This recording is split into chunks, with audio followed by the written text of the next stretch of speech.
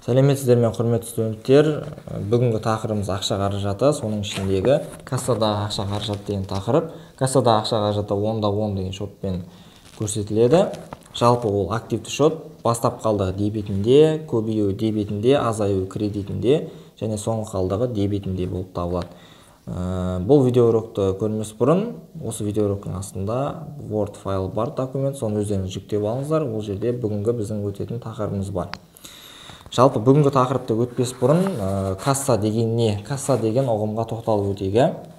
Касса деген қолма-қол ақша қаражаттарын сақтайтын орын немесе бөлме деп айтсақ та болады.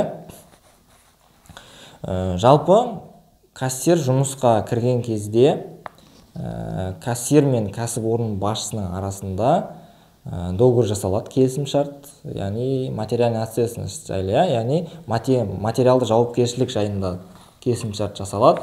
Себебі кассир кассадағы ақша қаражатын сақталуына жауапты тұлға.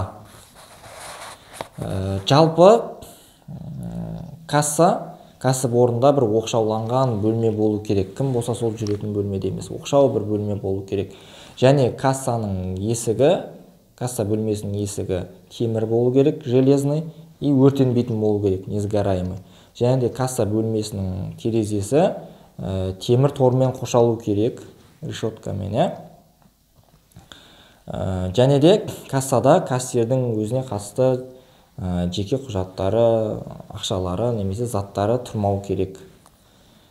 Және де кассада ақша қаражатын туралы мәліметтер сақталған, документтер сақталатын жеке бір сейф болу керек. Ол сейфте железный и несгораемый болу керек. Жалпы кассир таңертең жұмысқа келген кезде ешқандай жерге қолын тигізбес бұрын, еш нәрсені ұстамас бұрын бірінші көріп алу керек. Касса есігі ашылып қалған жоқ па, немесе бұзылып қалған жоқ па, ешқандай взлом жоқ па, есікте болсын, терезеде болсын, соның барлығын тексеру керек. Ал сондай ашық қалған жағдайда болсын, байқап қалған жағдайда кассир дереу кәсіпорын басшысына хабарлайды. Кәсіпорын басшысы өз кезегінде ішкі істер министрлігіне хабарлайды.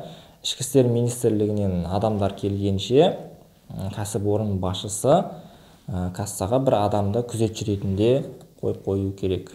Ішкі істер министрлігі өздерінің жұмыстарын жасап болғаннан кейін, өздерінің жұмыстарын жасап болып, кассаға кіруге рұқсат бергеннен кейін, кассир бухгалтериядан кассаға қатысты құжаттарды дереу алып келеді, және кассаға инвентаризация жүргізу жасайды. Яғни кеше құжаттарды алып келіп, осы уақытқа дейін кассада қанша ақша қалу керек? Сол документ бойынша кассада ақша қаражатын санап түгендейді. Сол документке ақша сәйкес келе ма, келмей ма. Жалпы кассаның кілті кәсіпорын басшысында және кассирде ғана болу керек. Кассаның кілті басқаларда болмайды. Мысалы, бухгалтерлерде болмайды. Кәсіпорын басшысында және кассирде ғана болады. Егер кассир белгілі бір сумманы ақшаны кассадан алып, кәсіпорынның банк шотына өткізу үшін банкке баратын болса, кәсіпорын басшысы кассирді автокөлікпен қамтамасыз ету керек, және де қасына 2 адам қосып жіберу керек. Ал егерде кассадан қомақты сумма, яғни көп ақша өткізу керек болатын болса банкке, ол кезде кассир бармайды.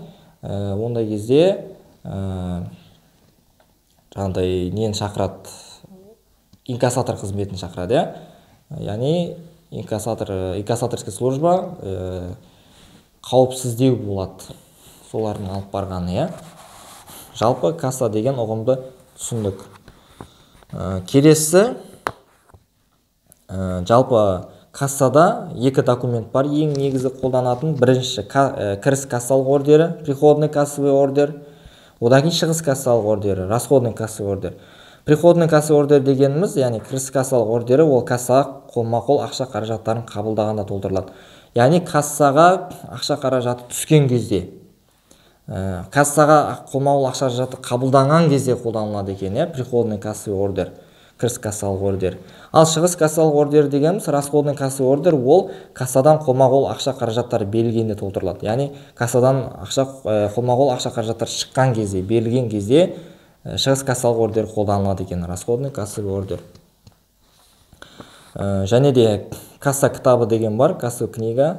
Касса кітабы ол 1 жылға ашылады. Касса кітабында күнделікті касса қабылданған және кассадан берілген ақша қаражаттары көрсетіліп тұрады. Мына жерде сіздерде астыңғы жақта сол приходный касса ордер, расходный касса ордер және кассовый книганың документтері бар. Расходный касса ордерді көрейік. Мына жерде ең жоғарғысында организацияның атауы жазылған, Ип Шумский Дмитрий дейді.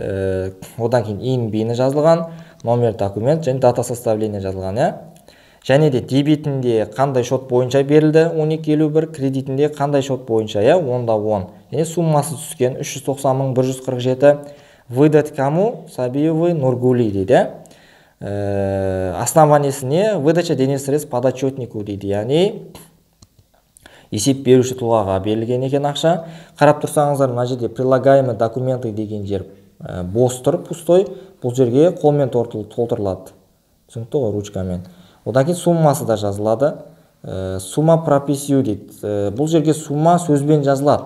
Себебі қауіпсіздеу болады. Мысалға 10.000 теңгенің қасына қателесіп 1 қосып жіберсеңіз 100.000 теңге болады. Яғни 90.000 теңге сіз неге кіресіз? Шығынға кіресіз. Яғни ары қарай 90.000 теңгеге жауап беруіңіз керек. Сондықтан қауіпсіздеу болу үшін цифрмен де жазылады және сөзбен де жазылады. Және руководитель қол қою керек бұл жерге, директор, басшысы, және де главный бухгалтер және немесе или уполномоченное лицо қол қою керек екен. Уполномоченное лицо деген кім? Главный бухгалтердің орнына қол қоюға рұқсаты бар адам қол қояды екен. И получил деп жаңағы қабылдаған адам қол қояды. Және де выдал кассир деп кассир қол қояды екен. Оның астыңғы жағында приходный кассовый ордер бар. Жоғарғы жағында, бұл жерде 2 бөлік бар. Сол жағының жоғарысында организацияның атауы берілген. ТОТД лакымка екен. ИНБ, номер документ и дата составлениясы берілген. И астыңғы жағында, дебет жағында қандай шот бойынша касса ақша қабылданып жатыр, кредит бойынша қандай шот бойынша. И сумма 15.000 деп тұр. Принято от Павлов Андрей дейді. Яғни Павлов Андрейден келіп жатыр ақша. Основание частичное погашение займа по договору номер 5 дейді. И суммасы жазылған, прописью сөзбен жазылған. И астында бұл жерде главный бухгалтер қол қояды, немесе уполномоченное лицо қол қояды екен. Және де кассир қабылдадым деп кассир қол қояды екен. И оң жағында квитанция жағы бар. Ортасында линия отреза деген жерден қырқылады. Және бұл жерде сол жағы өзімізде қалады, квитанция жағы неге беріледі. Квитанция жағында да сол жақтағы данныйлар тұрады. И мына жерде МП деген жер, место печати деген сөз, бұл жерге печать басылады. Бұл жерге де главный бухгалтер или уполномоченное лицо қол қояды, және кассир қол қояды екен. Және де кассовый книганың вкладной листі берілген, касса за период дейді, яғни январь айыныкі берілген екен. Кассовый книганың бір бөлігі, бір айдағы, вкладной листі.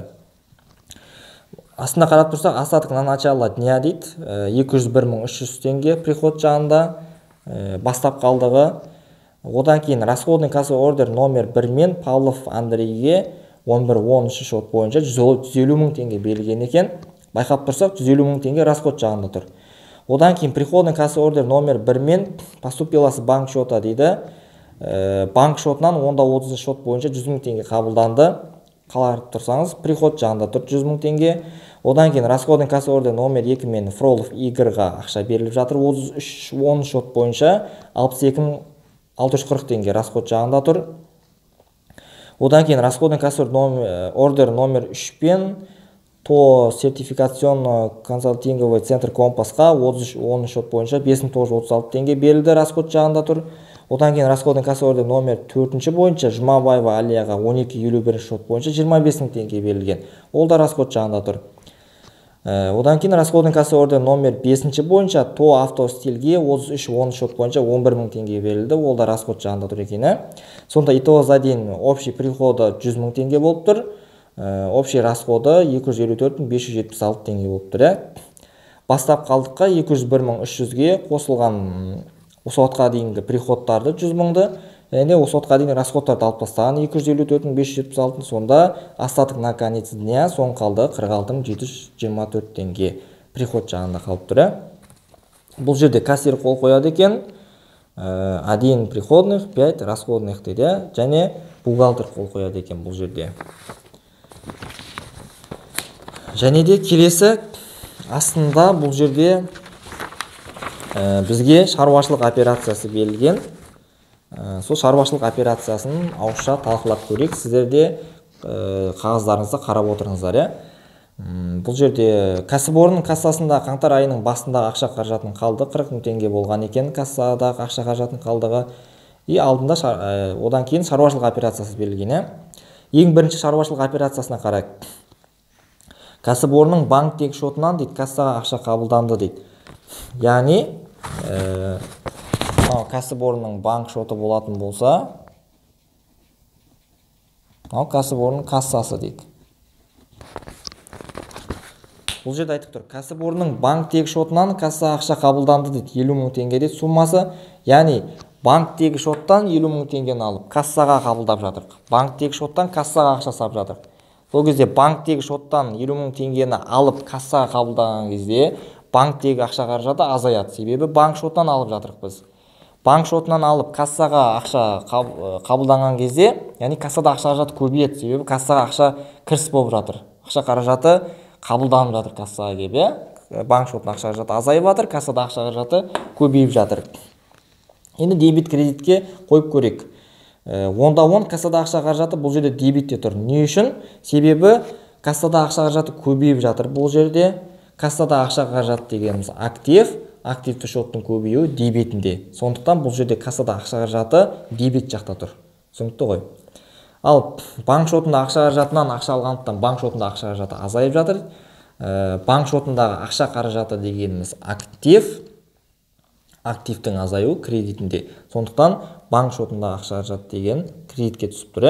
Жалпы ақша қаражаты деген сөзді естісеңіздер болды, ол міндетті түрде актив болып саналады. Банк шотында бола ма, немесе кассада ақша қаражаты болсын, жолдағы ақша қаражатын болсын, барлығы актив болып саналады. Ақша қаражаты деген сөзді көрдіңіздер ме? Болды, ол уже актив. Екінші шаруашылық операциясына келейік. Кассадан есеп беруге тиісті тұлғаға дейді, подотчетқа ақша берілді дейді. Яғни кассадан подотчетный лицоға ақша беріліп жатыр. Подотчетный лицо дегеніміз есеп беруге тиісті тұлға. Жалпы есеп беруге тиісті тұлға деген кім? Есеп беруге тиісті тұлға деген кәсіпорынның кез келген адамы бола алады. Біз есеп беруге тиісті тұлғаға қандай жағдайда ақша беруіміз мүмкін? Яғни подотчетный лицоға, есеп беруге тиісті тұлғаға біз электроэнергияны төлеп кел деп ақша беруіміз мүмкін. Немесе тауар сатып алып кел, материал сатып алып кел, немесе жаңағындай байланыс қызметін төлеп кел деп ақша беруіміз мүмкін. Яғни алдын ала ақша береміз оған, төлеп кел деп, алдын ала аванс береміз подотчетный лицоға.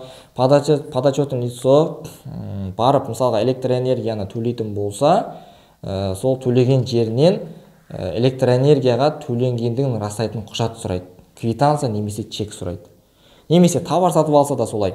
Тауар сатып алды ма, тауар сатып алған дүкенінен накладной сұрайды. Яғни тауар сатып алдығандығын растайтын құжат сұрайды. Төлеп келгеннен кейін, немесе тауар сатып алып келгеннен кейін бухгалтерияға келіп, аванстық есеп тапсырады, авансовый отчет. Авансовый отчет тапсырған кезде, мысалға сіз ауызбен айта алмайсыз, электроэнергияны төлеп келдім, немесе тауар сатып алып келдім деген сияқты. Сіздің айтқаныңызды растайтын құжат керек. Яғни сіз электроэнергияны төленгендігіңізді растайтын құжат арқылы сіз авансовый отчет жасай аласыз, яғни сөзіңізді растай аласыз квитанция арқылы. Немесе товар сатып алып келсеңіз, накладной арқылы бухгалтерияға келіп авансовый отчет жасаған кезде сол накладной арқылы сіз растайсыз товар сатып алғандығыңызды. Сондықтан есеп беруге тиісті тұлға барған жерінде өзінің төленгендігін растайтын құжат алып жүру керек. Немесе біз есеп беру тиісті тұлғаны жаңағыдай командировкаға жіберуіміз мүмкін, іс-сапарға. сапарға жіберген кезде ол белгілі бір организацияның жұмысын атқару үшін барады, басқа бір қалаға немесе басқа бір жерге барады. Сол кезде біз оның есеп беруге тиісті тұлғаның командировкаға баратын кезде жол ақысына ақша береміз, тұратын жеріне гостиницаға және ішіп жеуіне береміз, суточныйға. Егер де ол баратын кезде самолетпен баратын болса, ұшақпен, сол ұшақтың билетін өзіне алып қалады, және де гостиницадан шыққан кезде гостиницадан квитанция немесе чек сұрайды, өзінің, яғни гостиницада жатқанын растайтын құжат сұрайды. Келерде немен қайтады? Мысалы, пойызбен қайтатын болса, пойыздың билетін алып қалады.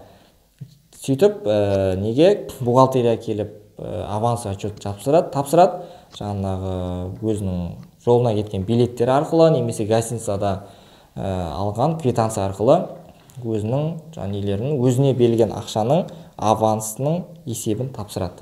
Яғни аванстық есеп деген сол, өзіне берілген аванстың есебін тапсыру, отчетін тапсырады. Түсінікті ғой. Яғни біз есеп беруге тиісті тұлғаға ақша берген кезде, есеп беруге тиісті тұлға бізге қарыз болып қалады. Яғни біз оған алдын ала аванс береміз, ол бізге қарыз болып қалады. Түсінікті ғой. Мына жерде де солай болып тұр. Яғни есеп беруге тиісті тұлға біздің кәсіпорынға қарыз. Біздің кәсіпорынға қарыз болғандықтан ол дебиторлық қарыз болады. Яғни дебиторлық қарыздың ішіндегі есеп беруге тиісті тұлғаның қарызы деген шот 12.51 деген. Яғни бұл жерде 12.51 деген шот есеп беруге тиісті тұлғаның қарызы дебитте тұр. Не үшін дебитте тұр? Себебі есеп беруге тиісті тұлғаға бұл жерде біз кассадан ақша беріп жатырық. Кассадан біз оған ақша бердік, ол бізге қарыз болып қалды бізден ақша алған үшін. Сондықтан есеп беруге тиісті тұлғаның біздің кәсіпорынға қарызы көбейіп жатыр. Яғни ол біздің кәсіпорынға қарыз болғандықтан ол дебиторлық қарыз болады. Яғни дебиторлық қарыз көбейіп жатыр. Дебиторлық қарыз дегеніміз ол не? Актив. Активтің көбеюі дебетінде. Сондықтан есеп беруге тиісті тұлғаның қарызы 12.51 деген шот дебетте тұр. Біз кассадан бергендіктен кассадағы ақша қаражаты азайып жатыр. Кассадағы ақша қаражаты дегеніміз актив. Активті шоттың азаюы кредитінде. Сондықтан кассадағы ақша қаражаты 10-10 деген шот кредитке келіп түсті. Жаңаны еске сақтап алыңыздар. Қашан есеп беруге тиісті тұлға бухгалтерия келіп авансовый отчет тапсырады, сол кезде оның қарызы азаяды. Енді үшінші шаруашылық операциясын көрейік. Құрылтайшы дейді, учредитель жарыл капиталдағы үлесін толықтырды дейді. Яғни жарыл капиталға үлесін қосқан екен, кассаға 77.500 теңге қабылданды дейді. Яғни құрылтайшы жарыл капиталға үлесін қосты. Қалай қосты? Кассаға 77.500 теңге беру арқылы.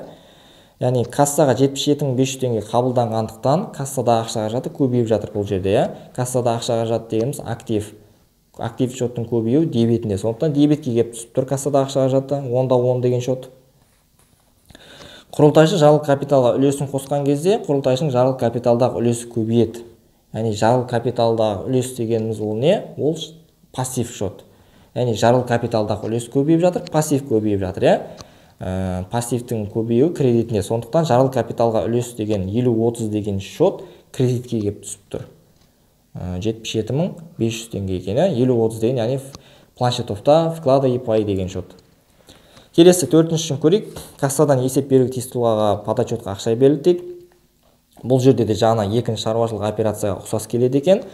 Яғни кассадан есеп беруге тиісті тұлғаға ақша берілді. Яғни есеп беруге тиісті тұлғаға аванс бердік. Ол бізден аванс алған үшін ол біздің кәсіпорынға қарыз болып қалды. Яғни есеп беруге тиісті тұлғаның қарызы көбейіп жатыр біздің кәсіпорынға, яғни дебиторлық қарызы көбейіп жатыр. Дебиторлық қарыз дегеніміз актив, көбеюі дебетінде. Сондықтан дебетке келіп жазылып тұр. Кассадан бергендіктен кассада ақша қаражаты азайып жатыр. Кассада ақша қаражаты дегеніміз активті шот, азаюы кредитінде. Сондықтан кассада ақша қаражаты 10-10 деген шот кредитке келіп түсіп тұр. 13.000 теңге. Кассадан материалдар алу үшін есеп беру тиісті тұлғаға ақша берілді дейді. Бұл да солай болып жатыр.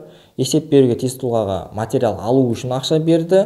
Яғни есеп беру тиісті тұлғаның қарызы біздің кәсіпорынға қарызы көбейіп жатыр. Дебиторлық қарыз көбейіп жатыр. Көбеюі дебиторлық қарыз дегеніміз активті шот, көбеюі дебетінде. Сондықтан дебетке келіп түсіп тұр 12.51 деген шот. Кассадан бергендіктен кассада ақша қаражаты азайып жатыр. Активті шот, азаюы кредитінде. Сондықтан кредитке келіп түсіп тұр. Одан кейін алтыншысы, сатып алушы алған тауар үшін кассаға қарызын төледі дейді. Яғни сатып алушы бізден тауар сатып алған еді. Тауар сатып алып бізге қарыз болып қалған еді. Енді сол қарызын бізге кеп төлеп жатыр. Кассаға қарызын төледі. Кассаға төленгендіктен кассадағы ақша қаражаты көбейіп жатыр. Кассаға төледі, барып кассаға берді ақшаны. Кассада ақша қаражаты көбейіп жатыр. Кассада ақша қаражаты дегеніміз актив, активті шоттың көбеюі дебетінде, сондықтан дебетке кеп түсіп тұр. Онда 13 шот. Кредитінде 12.10 дейді, сатып алушының қысқа мерзімді дебиторлық қарызы. Яғни сатып алушы бізден тауар сатып алып бізге қарызы болып қалған еді. Яғни сатып алушы дегеніміз сатып алушы организация бізден тауар сатып алды және бізге қарыз болып қалды. Яғни бізге қарыз болғандықтан ол дебиторлық қарыз жатады, себебі ол бізге қарыз, солай ғой. Ол келіп бізге кассаға қарызын төледі. Ол қарызын төлеген кезде сатып алушының қарызы азаяды, солай ғой. Қарыз төлеген кезде қарыз азаяды. Яғни сатып алушының қысқа мерзімді дебиторлық қарызы азайып жатыр бізге. Бізге қарыз болғандықтан дебиторлық қарыз болады. Дебиторлық қарыз дегеніміз актив, актив шоттың азаю кредитінде, сондықтан кредитке келіп түсіп тұр. Келесі, кассадан кәсіпорынның банктегі шотына ақша өткізілді дейді. Бұл жерде кассадан банк шотына ақша өткізіп жатыр екен. Яғни кассадан 40 мың теңгені алып біз банк шотына өткізіп жатырық. Яғни өзіміздің организациямыздың кассасынан өзіміздің организациямыздың банк шотына өткізіп жатырық. Кассадан алып банк шотына ақша өткізілген кезде кассада ақша қаражаты азаяды, солай ғой, өйткені кассадан алып жатыр ақшаны. Банк шотына өткізген кезде банк шотындағы ақша қаражаты көбейеді. Өйткені банк шотына ақша қаражаты кеп түсіп жатыр. Банк шотына ақша қаражаты дегеніміз актив, активті шоттың көбеюі дебетте. Сондықтан дебетке кеп түсіп тұр, себебі банк шотына ақша қаражаты көбейіп жатыр, Кассадан алғандықтан кассада ақша қаражаты азайып жатыр. Кассада ақша қаражаты дегеніміз актив, актив шоттың азаюы кредитінде. Сондықтан кассада ақша қаражаты 10-10 деген шот кредитке келіп түсіп жатыр. Суммасы 40 мың теңге. Одан кейін кассадан кәсіпорын жұмысшысына еңбекақы есебінен ақша берілді дейді. Яғни 33.50 еңбекақы бойынша қарыздар дейді. Яғни біз кассадан өзіміздің кәсіпорынның жұмысшысына еңбекақы есебінен ақша бердік. Яғни оның жалақысын беріп жатырмыз, еңбекақысын. Яғни біз кәсіпорын жұмысшысына еңбекақы бойынша біздің кәсіпорын жұмысшысына қарыз болып тұр. Түсінікті ғой? Яғни біздің кәсіпорын, өзіміздің кәсіпорын жұмысшысына еңбекақы бойынша қарызбыз оған. Сол еңбекақы бойынша қарызын беріп жатыр екенбіз біз. Яғни кәсіпорын жұмысшысына біз қарызбыз, біздің кәсіпорын қарыз. Біздің кәсіпорын қарыз болғандықтан ол кредиторлық қарызға жатады. Кредиторлық қарыз дегеніміз ол пассив. Яғни бұл жерде кәсіпорын жұмысшысына еңбекақы есебінен ақша берілді. Біз еңбекақысын бердік, яғни еңбекақы бойынша қарызымызды төледік жұмысшыға. Қарызымызды төлеген кезде еңбекақы бойынша қарызымыз азаяды, солай ғой. Яғни біздің қарызымыз азайып жатыр жұмысшыға. Біз қарыз болғандықтан кредиторлық қарыз азайып жатыр. Кредиторлық қарыз дегеніміз пассивті шот, азаюы, пассив шоттың азаюы дебетінде. Сондықтан 33.50 еңбекақы бойынша қарыздар дебетке келіп түсіп жатыр. Ал оған еңбекақысын кассадан бергендіктен кассада ақша қаражаты азайып жатыр. Кассада ақша қаражаты дегеніміз активті шоттың азаюы кредитте. Сондықтан кредитке келіп түсіп тұр 10 мың теңге. И астында бізге 10-10 шот бойынша кассада ақша қаражатының белгілі бір мерзімдегі айналымын есептеген. Жаңа тапсырманың басында кәсіпорын кассасында қаңтар айының басында ақша қаражатының қалды 40 мың теңге еді дейді. Яғни ол бастап қалдыққа келіп тұр. 40 мың теңге қарап тұрсаңыз да дебетте бастап қалдықта 40 мың тұр. Одан кейін бітеміз. 10-10 шот қай жерде тұр, сол суммаларды соған қойып шығамыз. Біріншісінде 10-10 деген шот дебетте тұр, суммасы 50 мың. Яғни дебетке 50 мың кеп түсіп жатыр. Одан кейін кредитке 30 мың, кредит жағына 30 мың түсті. Одан кейін дебет жағына 77.500, дебет жаққа келіп түсіп тұр 77.500. Одан кейін кредит жағына түсіп тұр 10-10 шот 13 мың теңге, сондықтан кредит жаққа 13 мың теңге келіп тұр. И бесіншісінде кредит жағында 10-10 тұр, 15 мың теңге. Мына жерде де кредит жағында 15 мың теңге тұр. Алтыншысында дебет жағында 70 мың теңге тұр. Сондықтан дебетке 70 мың кеп түсіп тұр. жетіншісінде 10-да 10 кредит жақта тұр 40 мың теңге, сондықтан кредит жағына 40 мың теңге келіп түсіп тұр. Одан кейін 8-ші тапсырмада да 10-да 10 деген шот кредит жағында тұр 10 мың теңге, сондықтан 10 мың теңге кредит жағға келіп түсіп тұр. Мына жерде дебеттік айналым барлығының қосындысы, яғни 50 мың, 77 мың 500, 70 мың үшеуінің қосындысы 197 мың 500 болып тұр. Одан кейін кредиттік айналым 30 мың, оған 13 мың қосылады, 15 мың қосылады, 40 мың қосылады және 10 мың қосылады. Осылардың барлығының қосындысы 108 мың болып тұр. Және соңғы қалдықты анықтаған, соңғы қалдықты анықтау үшін бастапқы қалдыққа, яғни 40 мың теңгеге қосқан дебеттік айналымды 197 мың 500-ді, одан алып тастаған кредиттік айналымды 108 мың, сонда соңғы қалдығымыз 129 мың 500 болып тұр. Ол дебет жақта тұр, активті шот бойынша соңғы қалдық дебет жақта 129 мың 500 теңге келіп тұр. Және де осының астында сіздерге самостоятельный работа берілген өзіндік жұмыс. Осыны сіздер сізге үйге тапсырма, осыны өздеріңіз самостоятельно орындайсыздар осы тапсырманы. Және де келесі сабақта біз осы тапсырманың жауабын видео урок арнайы жеке түсіретін боламыз. Соған қарап өздеріңіздің қателеріңізді дұрыстап турлап отырсаңыздар болады. Бұлда да жаңағыдай шоттарды жазасыздар. Шоттарды сөзбен емес, кодтармен жазуға тырысыңыздар. Тек кодтармен жазыңыздар, себебі уже кодтарды жаттай беруіміз керек шоттарды. Алдағы уақытта кездескен шоттарды жаттап отырыңыздар. Мен сіздерге планшетовта барлық шоттарды жатта демеймін. Осы алдағы уақытта сабағымыздан кездескен ғана шоттарды ғана жаттап отырыңыздар. Шоттарды орнына қоясыздар, соңында 10-да 10 шотты анықтап келесіздер. Активті шотқа салып бастап қалдығын, дебеттік айналым, кредиттік айналым, соңында соңғы қалдығын анықтайтын боласыздар. Бүгінгі тақырып түсінікті болды деп ойлаймын. Кездескенше сау саламатта болыңыздар.